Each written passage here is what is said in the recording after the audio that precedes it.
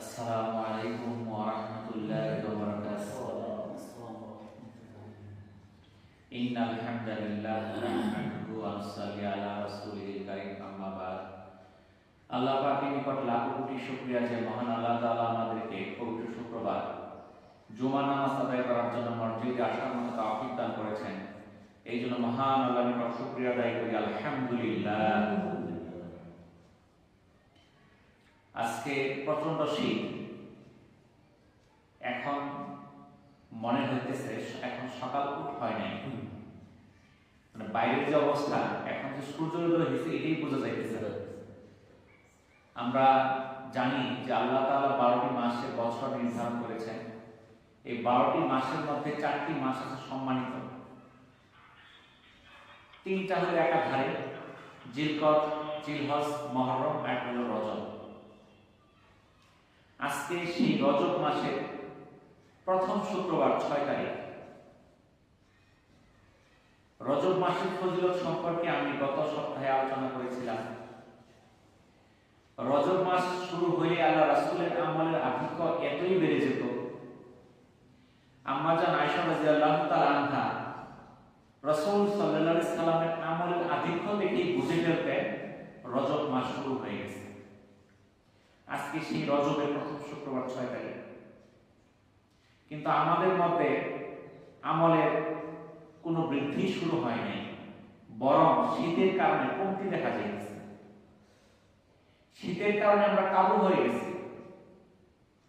আবু হুরায়রা রাদিয়াল্লাহু তাআলা থেকে বর্ণিত, রাসূলুল্লাহ সাল্লাল্লাহু আলাইহি সাল্লাম বলেন, জাহান্নাম তার প্রতিপালকের কাছে অভিযোগ করে বলে, হে প্রতিপালক, আমার এক অংশ অপর অংশকে খেয়ে ফেলছে।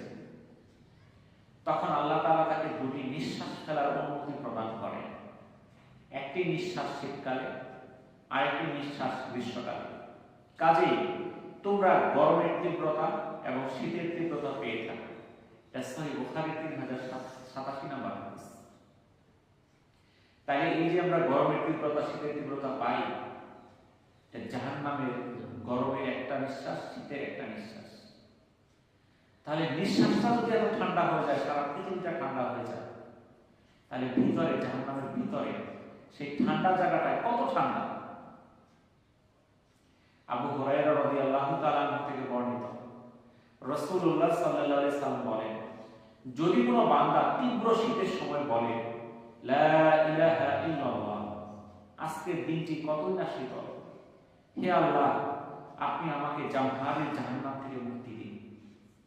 তখন আল্লাহ জাহান্নামকে লক্ষ্য করে বলেন, আমার এক বান্দা তোমার জাহান্নাম থেকে আমার কাছে আশ্রয় প্রার্থনা করছে, আমি তোমাকে সাক্ষ্য রেখে বলছি, আমি তাকে মুক্তি দিলাম। সাহাবীরা বলেন, জামহারের কি? জবাবে রাসূলুল্লাহ সাল্লাল্লাহু আলাইহি সাল্লাম বললেন, জামহারের জাহান্নামের এমন একটি ঘর যেখানে কাফিরদের নিক্ষেপ করা হবে। শীতের তীব্রতায় তারা বিবর্ণ হয়ে যাবে। আস-সিলসিলাতুল দাঈফা হাদিস নাম্বার 6428।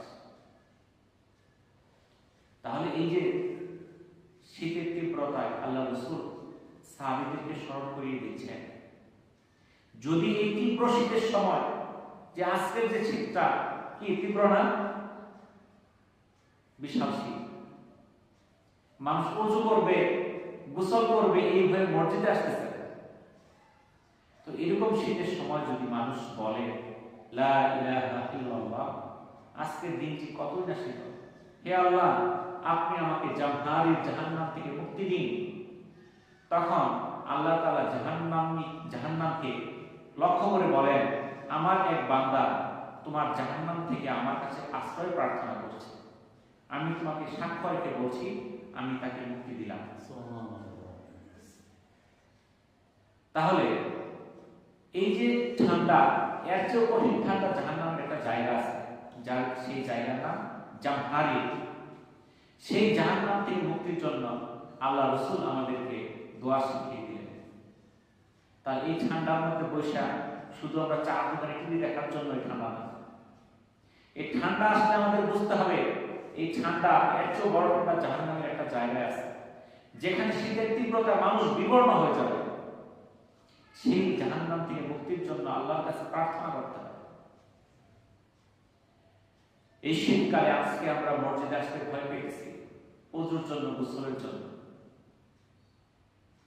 যদি আমি পবিত্র থাকি, আমি ওযু করেই মসজিদে আসতে পারব। তবে এমন কিছু কিছু মাজুর লোক আছে, অসুস্থ লোক আছে, যার পক্ষে ফরজ গোসলটাও করা সম্ভব না, অর্থাৎ সে গোসল করলে তার মৃত্যু হইতে পারে, তার জীবনের আশঙ্কা আছে। উজর থাকা সাপেক্ষে মহান রব্বুল আলামিন আমাদের জন্য সহজ করে দিয়েছে।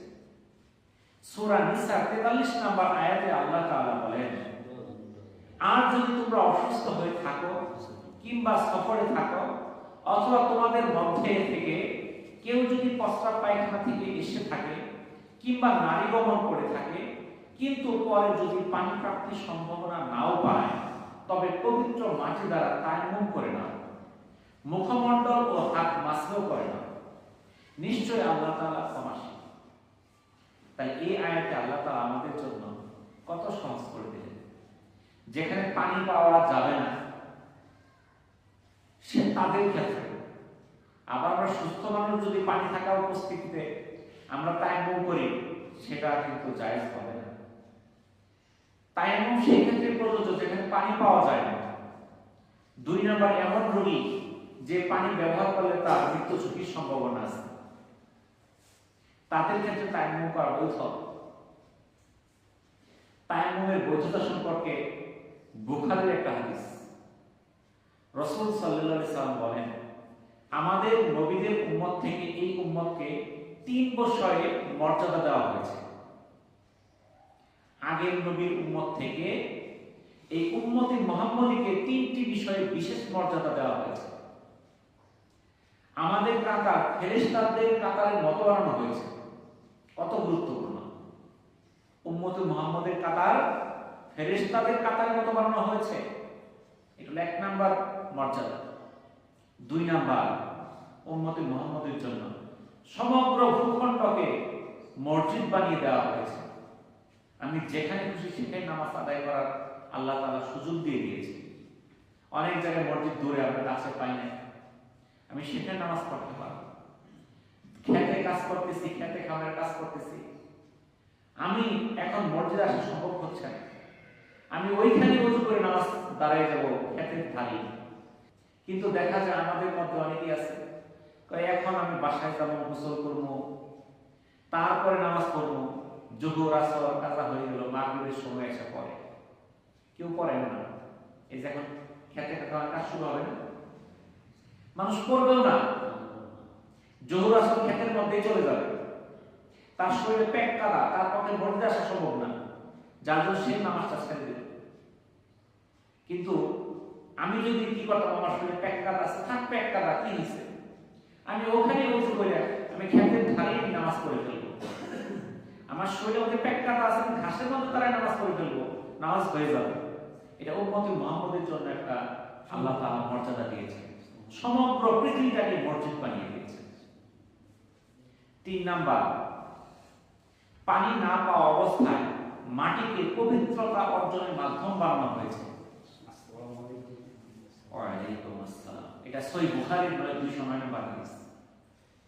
তাহলে আগের উম্মতেরা কিন্তু এই সুযোগগুলো পায় নাই, একমাত্র উম্মতে মুহাম্মদীকে 3টা মর্যাদা দেওয়া হয়েছে। 1 নাম্বার, এই উম্মতে মুহাম্মদীর কাতার ফেরেশতাদের কাতারের মতো বানানো হয়েছে।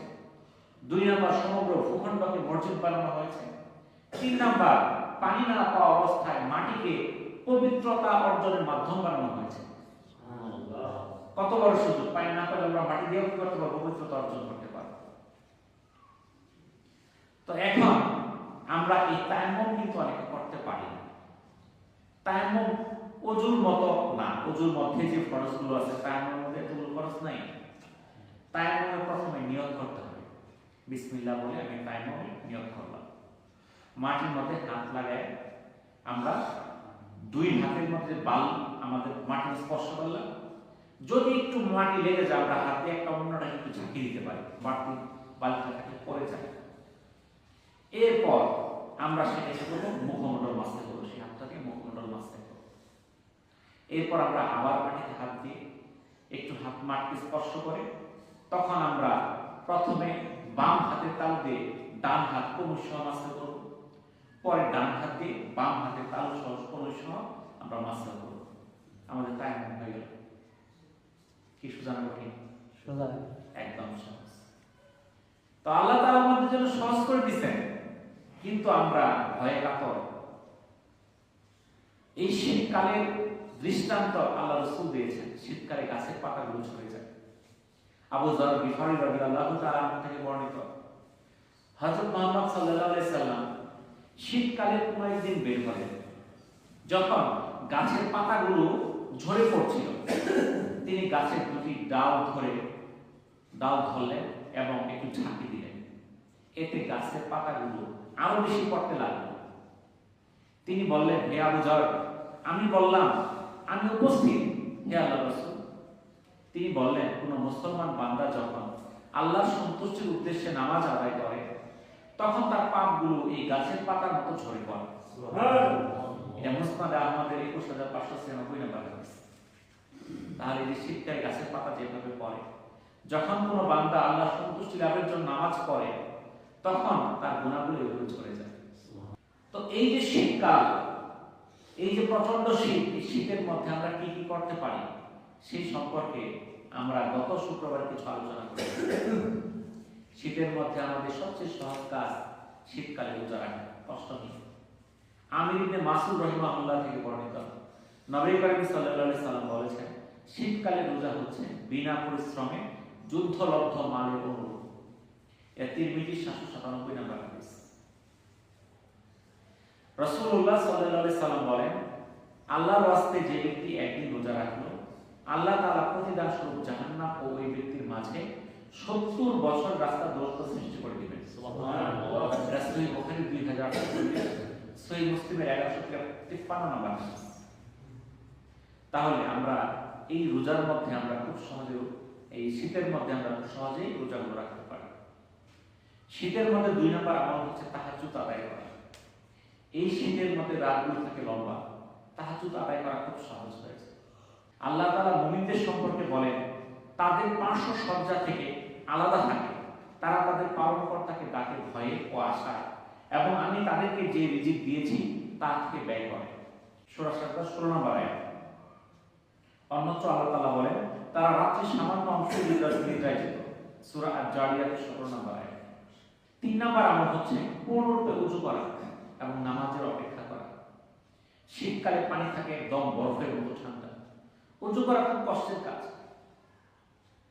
রাসূল সাল্লাল্লাহু আলাইহি সাল্লাম বলেন, আমি কি তোমাদের এমন কিছু শিখিয়ে দিব না যার কারণে আল্লাহ তাআলা তোমার পাপগুলো মোচন করবেন এবং জান্নাতে তোমাদের মর্যাদা বৃদ্ধি করবেন?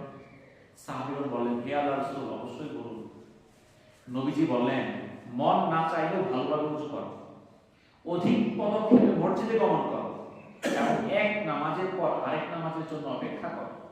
এটা সহিহ মুসলিমের 251 নম্বর হাদিস। তাহলে আল্লাহর রাসূল আমাদের কি শিখিয়ে দিচ্ছেন?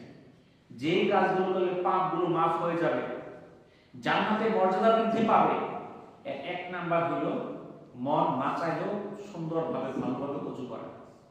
শীতকালে ওযু করতে কিন্তু মন চায় না, ওযুর ভয়ে মুসল্লি আসে না। এশা নামাজের মুসল্লি অর্ধেক হয়ে গেছে, ফজর নামাজে আরো নাই। হ্যাঁ, কিসের জন্য? ওযুর জন্য, শীতের জন্য লেপ থেকে বাইরে হতে চায়। তাহলে এই যে মন না চাইলেও ওযু করা, এটা পাপ মোচনের মাধ্যম। অধিক পদক্ষেপে মসজিদে আসা, আমরা অনেকে মসজিদে আসার সময় দৌড়াদৌড়ি শুরু করি, কত তাড়াতাড়ি আসার চেষ্টা করি না? এটা সুন্নাত না। মসজিদে আসবে আস্তে আস্তে, একটু আগে বের হবে। আমরা করি কি, দেই গড়ি দিই, 1 মিনিট থাকলে আমি বাইরে হই, যখন 1 মিনিট আসতে তখন দৌড় দিব।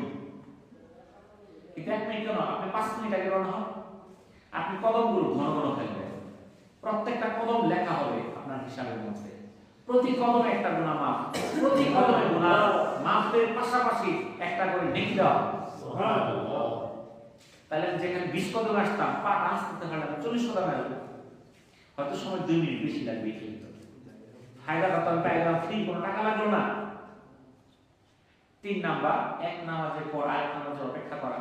আসর হয়ে গেছে কোন সময় মাগরিব পড়বো, মাগরিব হয়ে গেছে কোন সময় এশা পড়বো, একটার জন্য একটা চিন্তিত থাকা, অপেক্ষায় থাকা কোন সময় সে আযান দিবে আমি মসজিদে যাব। যারা এই কাজগুলো করবে তাদের গুনাহগুলো আল্লাহ তাআলা মাফ করে দিবেন। শুধু গুনাহগুলো মাফ করবে না, জান্নাতে তার মর্যাদা বৃদ্ধি করে দিবে। শীতকালে 4 নম্বর আমল হচ্ছে কাপড় দান করা।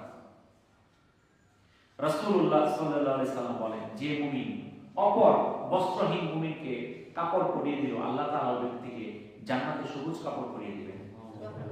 তিরমিজি 2450 নম্বর হাদিস। তাহলে যাদের কাপড় চোপড় নাই, আমরা চেষ্টা করি, আমাদের পক্ষে সম্ভব না সবাইকে কাপড় দেওয়া, আপনার পক্ষে সম্ভব, একজনকে একটা কিনে দিলেন। এটা না আপনি সমস্ত এলাকাবাসীকে, সমস্ত দেশবাসীকে কিনে দিবেন, সেটা যদি কার সামর্থ্য থেকে দিবে।